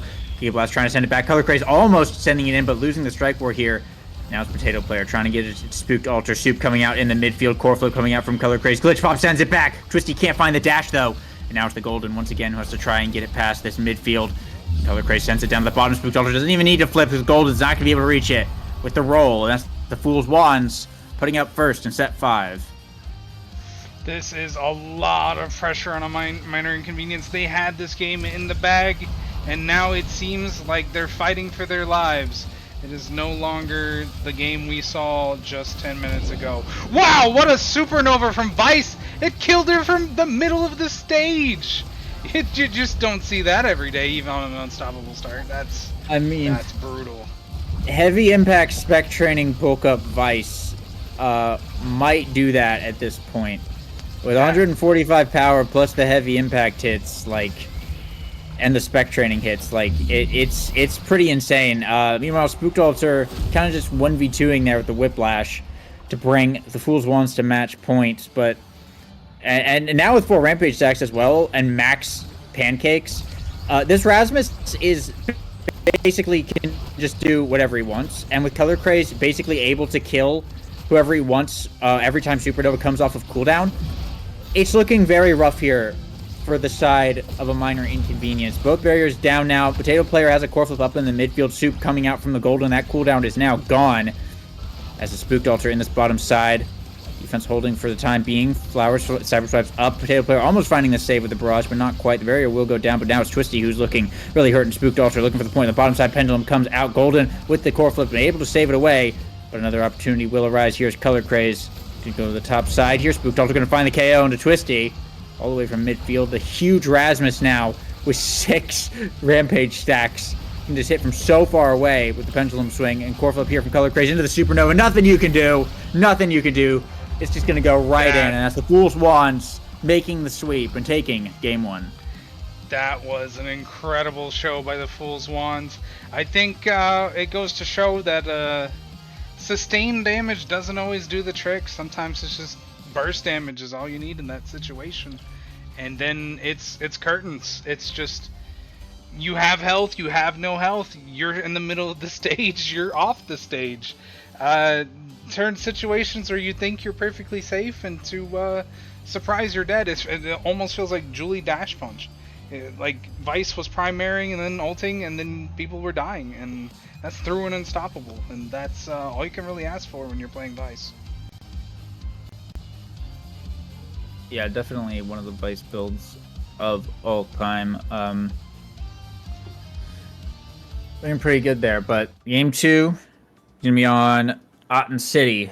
Bit of a different experience here, so we'll have to see how they change it up. A minor inconvenience, of course. Looking really good at the beginning, and then kind of collapsed as soon as Spooked Altar got speed on the stacks on stacks. And of course, once Color Craze started getting some like real damage awakenings to go with the spec training, that was kind of the nail in the coffin.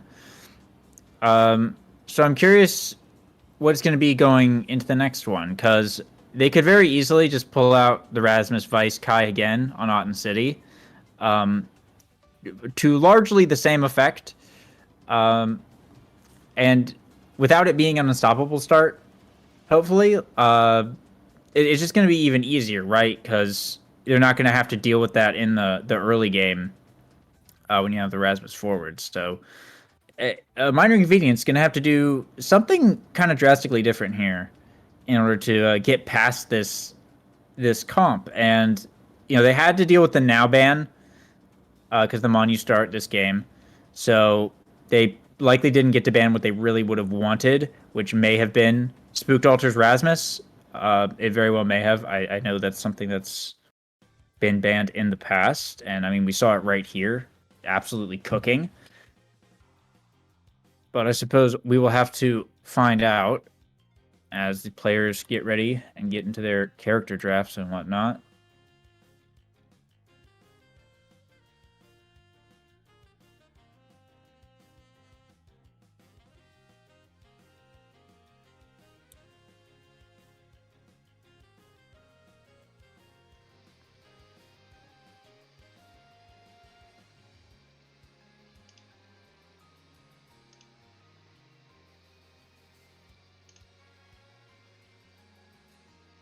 Looks like it's a Stacks Monu start. That is interesting. That's horrible.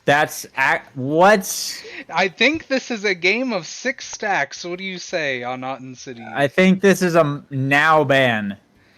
No one banned now. No one banned now. Otten City Stacks Monu start. They didn't ban now. They banned Estelle and Aimee. Yeah, this is what?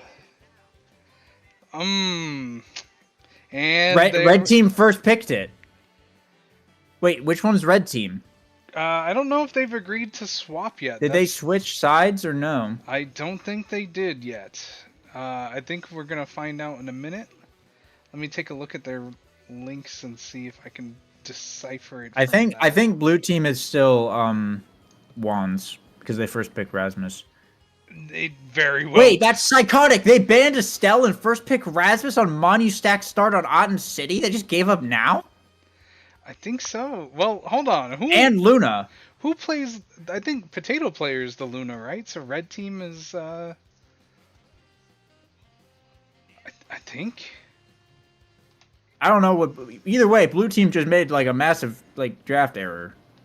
I think you're right. I don't think there's much to argue against that. It doesn't matter. Like you gave now to red team on Monu start on Otten City. This is the game. So we of all see time. now Luna, Juliet come out for red team, and Rasmus, Dubu, Finney coming out for blue team. We don't know which is which, but I want to say. So Minor is blue team. I don't know. Okay, Minor Inconvenience is blue team. That makes sense. So Wands has Potato Player on the Luna goalie, which is obviously what you want here. And Color Craze on the now midfield, and then they picked up the Juliet for Spooked Altar because Rasmus got picked up by Twisty here. I don't understand a Minor Inconveniences draft. I mean, maybe there's a world where they prove us wrong, They- but that's going wait. to be hard to do after that last. They were blue team. They banned Estelle, and then they first picked Rasmus to deny Spooked Altar. But then that gave Luna and Now on Otten City Monumentalist start to Potato Player and Color Craze. That was a horrible trade. I'm gonna say it. That was a horrible trade. And I certainly hope that they have. I mean, we were saying earlier, it looked like they were playing better on the day in the initial part of that last game, but by the time we got to the end, it looked like it had totally reversed. So they're gonna have to bring out some of that, those first two set type of gameplay, I think, because on paper, it looks like the Fool's Wands just won this draft like handedly. Yeah, I do like to, or sorry, I do dislike to say you lost at character select, but it might be that game. I mean, I love to be pleasantly, surprised when that's not true. I mean, I'm more likely than not I would like it to be, but yikes, you hate to see it. Yeah, Fool's Wands looking like they're going to be having a bit of a heyday with this one. The Luna goalie, of course, very good on this map. And you have the stacks on everybody, and of course, on the Juliet as well. Juliet, not like huge on Otten, but with the stacks, it's going to be a lot better. And of course, with Now to back it up, it helps a lot. But yeah, Rasmus, Dubu, Finney. I think it's Finney on midfield here for a Minor Inconvenience. I believe Which so. I don't know how I feel about that pick here. I'm not entirely sure like what it's doing. Like Estelle was banned, but a Minor Inconvenience was the one that banned it. And Era is like still up as well. So you could have gone for a different like midfield. You could have gone for even like Vice, honestly. So I don't know. It's just a strange pick, and of course giving up the Luna Now on Monu Dax start on Otten City will continue to haunt me, I think, for the rest of the day. But wow, Fool's Wands just got away with an absolute crime on that clear. Potato Player dashed away with the boost, and the core went to the eject button, but he didn't get back in time. But Minor Inconvenience like couldn't like get to it quick enough, and then they just cleared it out. Wow, I'm kind of at a loss for words for what I've been witnessing the last 2 to 3 minutes. And oh my gosh, Oh, the no. Julie unloading the kit and the core flip. This is, I think a Fool's Wand knows their position, and they're just gonna try to be flexing this game. I just feel that they're gonna throw caution to the wind and just kind of try to style on them now that they have this juggernaut draft. Well, I mean, they're gonna have to. You certainly hope that they don't. You certainly hope that they do just continue to play better, because like if they do go for the flex and they choke this one away, they'll probably never hear the end of it. I mean, this being said, Color Craze with the secondary there, able to shut down the core flip from Twisty, send it into overtime here. Potato Player having a pretty easy time finding a lot of these clears. The Luna, like we were saying, pretty good. And against Rasmus Finney as well, it's also like pretty good because the Finney is like, standing kind of far back, not up in your face. There's a lot more room that you have to work with because both of those characters kind of want some amount of room to work with. It's not like you have X or Asher just standing up in your face, right? So there's another point going over to the side of the Fool's Wands, and I'm not really sure how a minor inconvenience like brings this back. They'd have to get some insane draft, but I mean, with the stacks Amon you start, like, it seems like the most insane draft has already happened. And of course, orbs are going to show up, and right now, it's the Fool's Wands who are going to be winning this draft. And should, Orb Ponderer get over to Potato Player and Dancer on Color Craze, like, that will be so over. An incredible play, though. A show of teamwork to seal the set out from the Fool's Wands to take the dub here. Potato Player, the MVP. I'm seeing a lot of... There's the Ponderer showing right up. I think it's Ponderer or Twin Drive for the Luna. It just depends on the situation. Ponderer. It's Ponderer, though. It's I mean, you might as well not even have. It's Otten City. It's always Ponderer. Yeah, I mean, like, you get the second boost from the orbs. You're right. You're totally right. Peak performance on the Now is good. It saves the heavy impact. I was gonna originally be like, you get heavy impacts on Now, but actually the Peak saves it for the Juliet because the Dubu isn't taking it. So there's actually some pretty smart drafting there from the Fool's Wands. Rapid Fire and Catalyst do go over to a minor inconvenience. So Catalyst is really good here on Spooked Altar, but at the same time, like, Rasmus isn't like a huge energy machine. The orbs are going to help out a lot just on the map for building up the energy, but the Ponderer heavy impacts peak performance is just, of course, so good from the Fool's Wand. So when they're already playing better, it seems, and coming off with a draft like that, it's looking like they're going to be set up to take this series. Yeah, this is...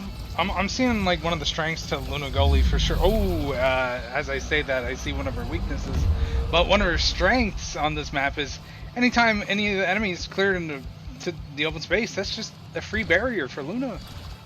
And I think we're going to see a lot of just free space missiles, free space, dashes, and then nukes that just have seemed to have been catching people off guard. And a power play on Otten City is a death sentence. You don't want that. And now barrier down here for a minor inconvenience. The Spooked Altar finding the KO, finding the dash punch onto Twisty, and 2 core flips to work with here. Spooked Altar trying to push up Golden, finding a nice clear to Color Craze in the center. Core flip, though, from Color Craze. Sorry, my bad. That was not Color Craze. That was the other one. Names are off because spectator bug, but... Oh, no. It's Color Craze is, in fact, playing now. Yeah. No, I mean, I meant to say Flowers. Okay. But I said Color Craze.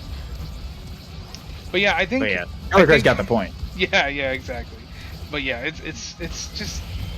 just a lot of energy on red side right now, and has been for a lot of the game, to be honest. And they just use it at all the right moments. Oh! I think the Luna nuke did not help them in that situation. It gave Rasmus effectively 3 hits. And Luna's not beating that, honestly. Yeah, it moved Twisty down far enough that it, the pendulum swing stopped the clear, which was kind of interesting here. But minor inconvenience off of a couple nice goals are managing to bring this set back. And finding a KO there is actually pretty huge here. Core flip from Spooked Altar, not going to be able to find it in. But on the defense here, Potato Player holding it down. Getting some really nice positioning here from Potato Player. Against the power play. Now Spooked Altar back online here. All 3 members of the Death Touch coming out, but Potato Player finding the strike war against it. Boosting in now, looking for the barrier. Going to be able to find it. And the goalie is absolutely great on this map here. And now Spooked Altar and Color Craze looking for this offense here. Twisty trying to hold it down in the midfield, but this Monumentalist now is just so hard to keep it against. Core flip from Color Craze. Finio coming out the grand finale from Flowers to try and send it in. However, it is Fool's Wand sending it down. Core flip from Flowers is blocked away.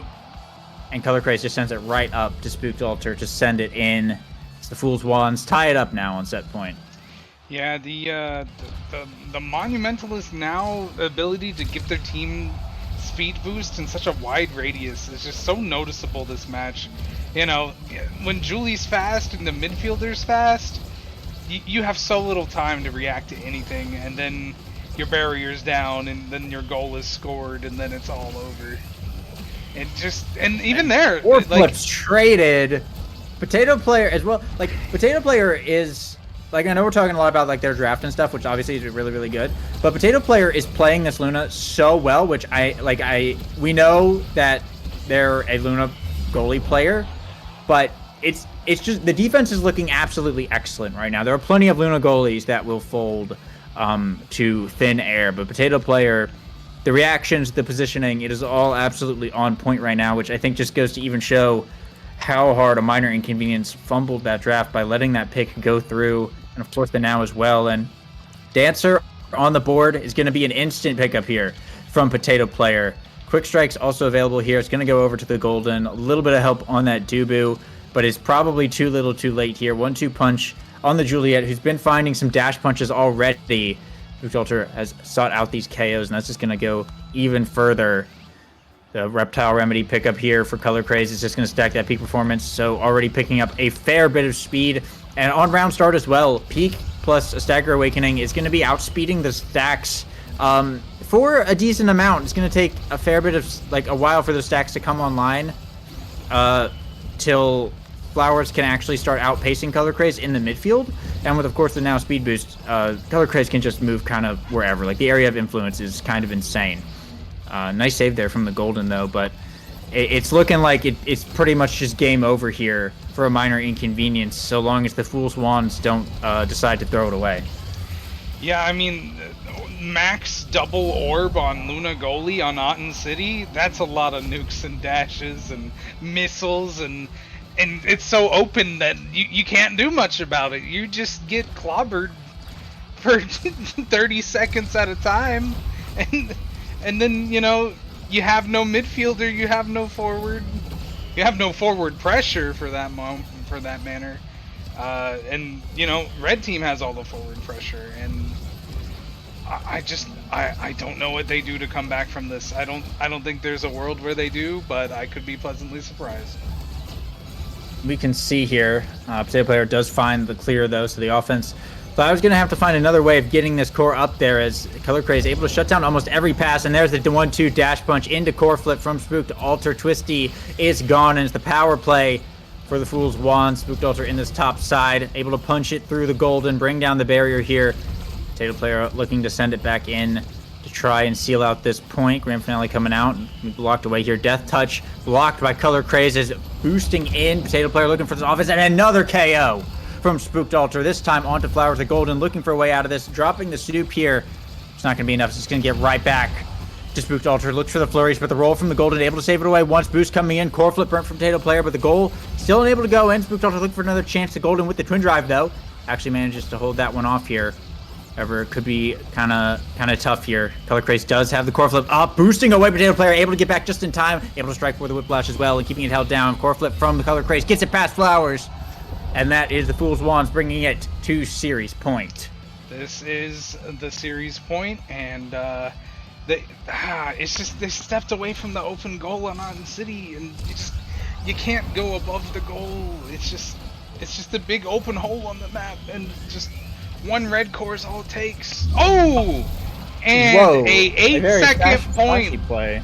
8-second point from minor inconvenience. They do not want to lose this, and I can't blame them. I wouldn't either. That was a very flashy play from Twisty. Hit the barrier, core flipped, stalled it out till the goal gates opened.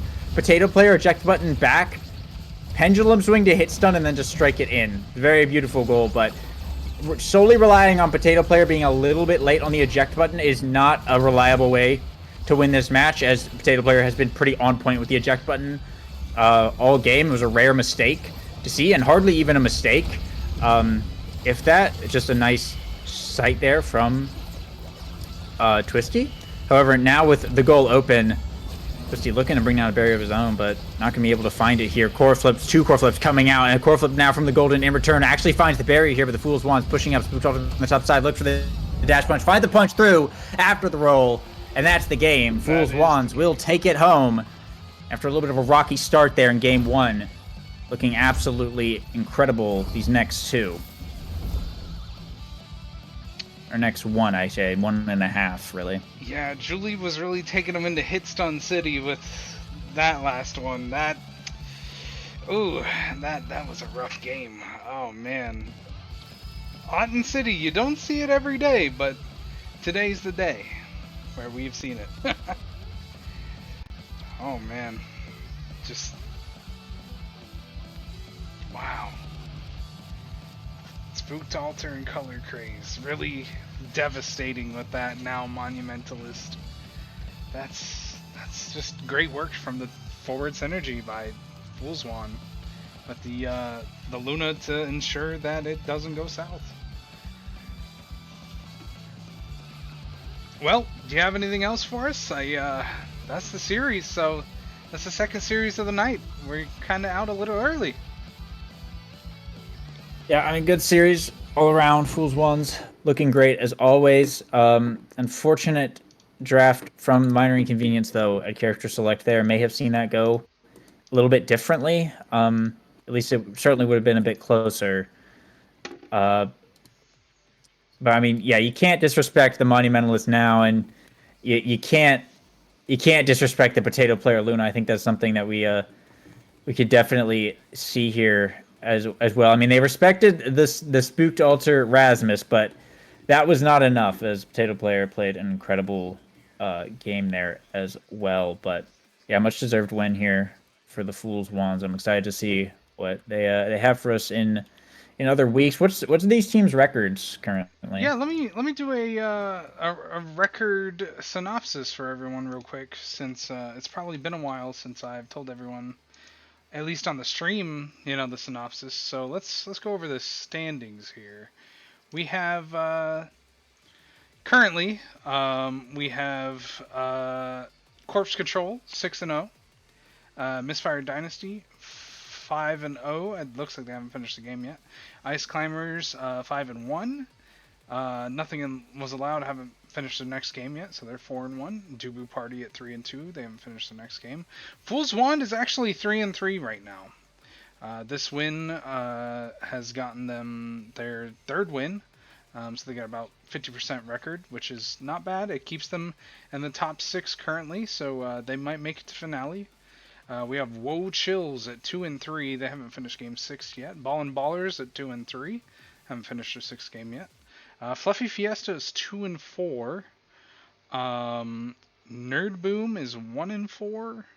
And I Me Myself is 0-6. And Minor Inconvenience at 0-6. So there's still half a season left. They can turn it around. It's not over for anyone just yet. But if you're 0-6, you're gonna have to go, I think, 5-6 if you want to try to clutch out a 6th place position. So don't give up. It could be possible. I don't know the math as of now, and but we'll find out as we get closer if you're still in the contention for that top 6. Yeah, well, I think if that's all we have, then thank you everyone for watching. And I suppose we'll see everyone next week. Yep, we'll see everyone next week. Thanks for stopping by, and see you next Monday. Bye, everyone.